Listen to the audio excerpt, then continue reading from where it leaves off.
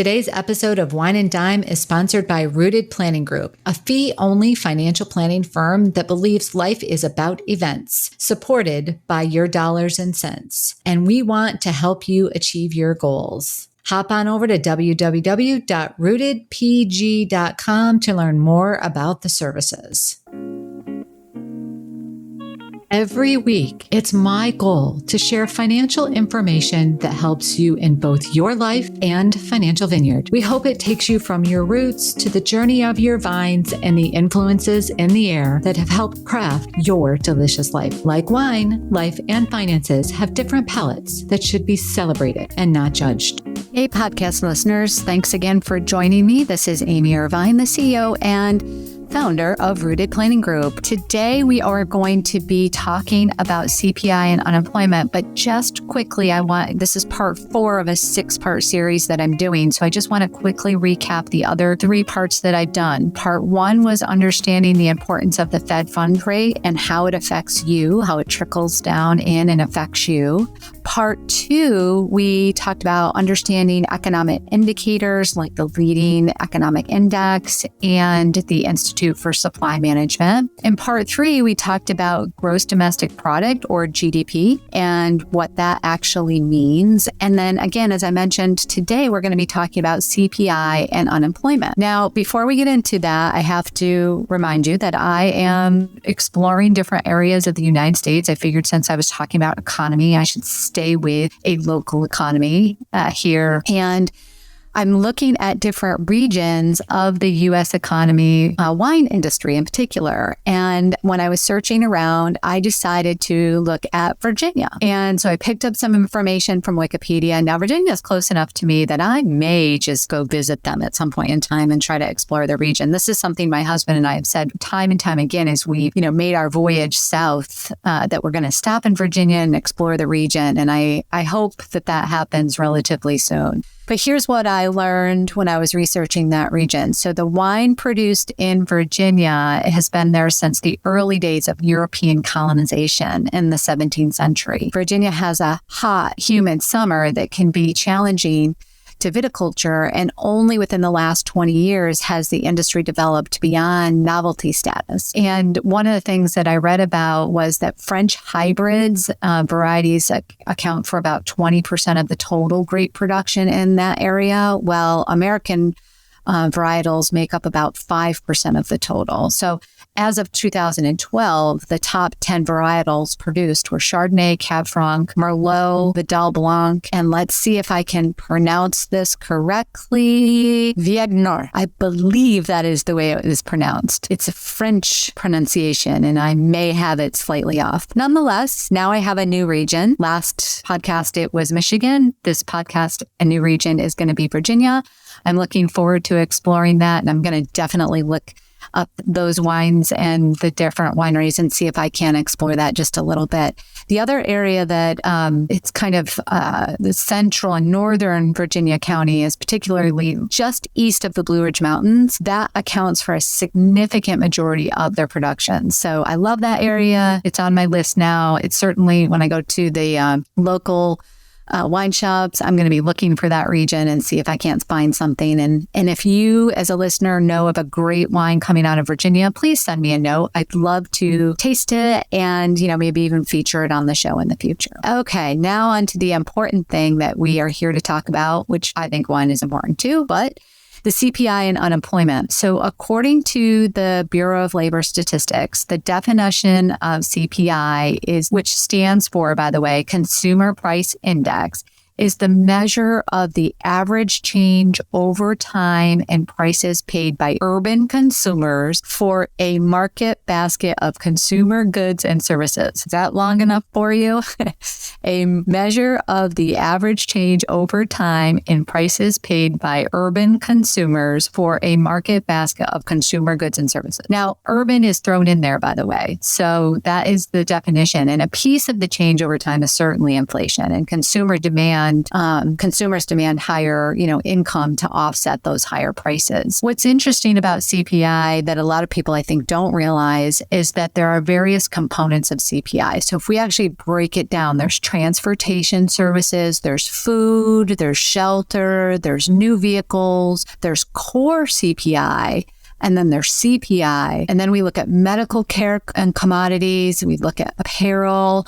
We look at medical care services, energy, and used cars. So there's a whole bunch of different consumer price index components. When we're thinking about CPI, it's not just one, piece of it. We look personally at current levels, troughs, and peaks within the past 12 months for the CPI components, headline CPA and core CPA. So we've seen most areas decline from their peaks, most significantly energy and used vehicles. In fact, we're seeing some current levels equal to the troughs, meaning currently at the lowest levels in the past year. That's good news. And then year over year, we always look at that to be, I always look at to say year over year inflation for components of CPI that make up headline CPI. So I think that that's another kind of important denotation. But, and you all are feeling that in your prices, right? I know everybody's feeling that in their prices. And like I said, we've seen the peak of some of this be quite a bit higher, especially when we talk about energy and used cars.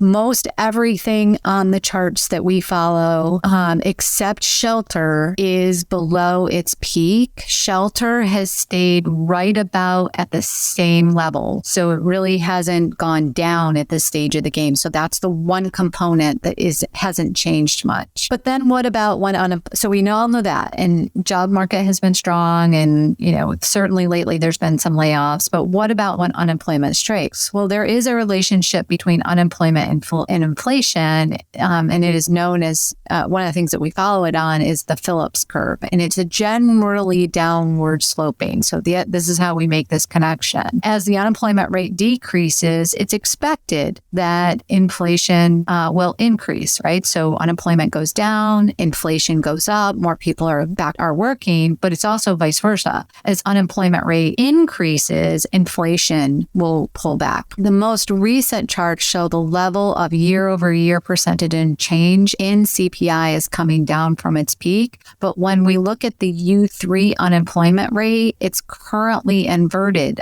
In other words, it's rising. Side note, for those of you that are like, what's the U3 employment rate? U3 is it's the official unemployment rate. The U6 unemployment rate includes everyone not accounted for in U3, like discouraged, underemployed, and unemployed workers in the country that have been beyond the unemployment program. So this particular chart that I look at follows U3, which, like I said, is the widest. Looking back over the last 38 years and the last 4 recessions, we see unemployment rising just before a recession, and that's why it's important for us to follow it. Currently, we are seeing a slight uptick in those that are unemployed for 27 weeks or over, and a slight downtick in those that are employed 15 to 26 weeks. That could be because those folks that have been employed that long are now flip-flopping into that 27 week. This is something we will continue to watch, and it will be interesting to see what happens in a tight job market like we're in right now. Now, I mentioned the kind of bringing this together. How do the two pieces the tie between some of this ties between consumer and investment sentiment, right? If unemployment is up and inflation is up where we're at right now, kind of that crossroads, then consumer and investor sentiment can be affected. And so I think it's important also to understand the difference between the two. Now, today, I am just going to be talking about consumer sentiment, but tune in for part 5 because I will be talking about investor sentiment in part 5. When we follow the charts that we follow, they report the 3 measures of consumer sentiment from a survey collected by the University of Michigan. The indices for sentiment are current conditions and expectations. So when we think about the different sediments that we are considering, it's the index of current economic conditions is constructed from questions regarding individuals' financial well-being relative to a year ago and the individual's perception timing of a large purchase for their home, such as an appliance. The index of the current economic indicator is derived from expectations for individuals' financial situation in 1 year, expectations for the country as a whole for 1 year, and expectations for volatility in the next 5 years. And then the index of the consumer sentiment is derived from all of the components of the current economic condition and the current economic conditions that are derived from what they call the ICE and the ICC, right? So we're looking at both, all of those. Why do we look at this? Consumer sentiment is a important indicator. Remember I mentioned in the last podcast that consumers tend to do well when the economy and the market are doing well, and they tend to spend, right? So they tend to spend more. That makes up a large portion of our GDP. So when they feel like it's okay to spend because they feel like we're headed in the right direction, that is going to grow GDP as a whole. Currently, consumer sentiment is well below the average since 1980, but not as low as it was just a few months ago, which, by the way, got as low as it was in the 2008 and 2009. So sentiment got pretty weak earlier. So I think it's important, again, I just want to go through super quick because I don't want to repeat myself too much. But when we're talking about consumer sentiment, we follow a chart that reports 3 measures of consumer sentiment from surveys from that University of Michigan. Just to clarify, they are indices for sentiment, current condition, and expectations. And the first one is the index of current economic conditions. That is constructed from questions regarding individuals' financial well-being relative to a year ago and the individual's perception.